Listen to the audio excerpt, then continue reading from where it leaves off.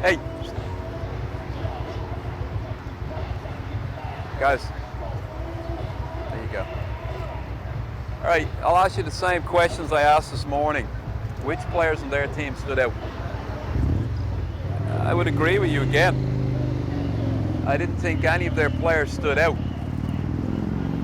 I thought a lot of our issues were our own issues. Just poor execution and passing. Not too much pace on balls when we were playing into players. And then the other thing that was a big problem for us guys, which again I encourage you all to try and watch yourself on the huddle videos that are up there online to see how your movement is and what you're trying to do.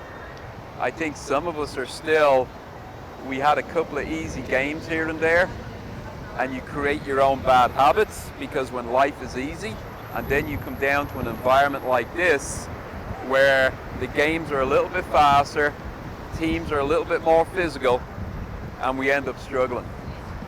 Would we agree? Okay. Other things that I think, guys, some of us I don't think prepared correctly to come down here because we were A, missing training, B, probably not getting a good night's sleep, C, maybe not eating correctly. And as you try and play in these environments, it all catches up on you. So there are other things to think about. And what I mean by that is you need to think about what you're doing between now and tomorrow's game. Because if you've arranged to go to dinner or go and do whatever, you're probably not going to be physically ready to play tomorrow again. How do we feel about both performances? Okay, why?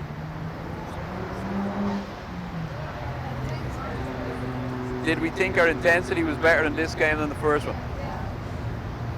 But what were we spending a lot of our time doing? Say it again. We were defending. A lot of the game we were defending, guys. And we're always going to be gambling on how the result of the game is going to be. I mean, I couldn't fault our effort, I have to be honest. There was a lot of people working, but it seemed to me there was an awful lot of senseless working going on. And if we just had a thought about the game a little bit more, and maybe figured out, oh, if I stand here, it creates a better angle, or if I drag the player here but want the ball back to where I left, it would make our life easy. How's our communication throughout the whole course of the game to each other? Not what? Okay, what do you mean by consistent? Well, okay, so if we say, when I say how was the communication, what was the communication? Was it good communication or poor communication? Was it communication after the fact or before the fact? 9 times after the fact, correct?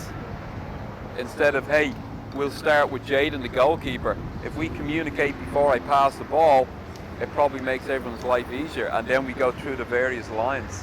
Again, defensively, guys, I thought, we tried our best to stop them from scoring, so that's what defenders are supposed to do, right? But we had issues with the ball coming from our back line into our midfield, and then from our midfield into a forward line. How many times did we switch the point of attack in the second half?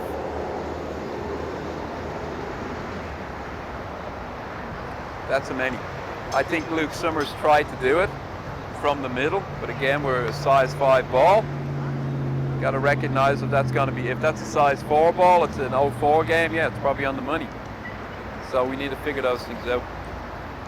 All right, well, other than that, you guys are good to go. I just urge you to think about what you're doing this evening so that at least we can try and leave putting in a good performance, guys. Understood? All right, adios.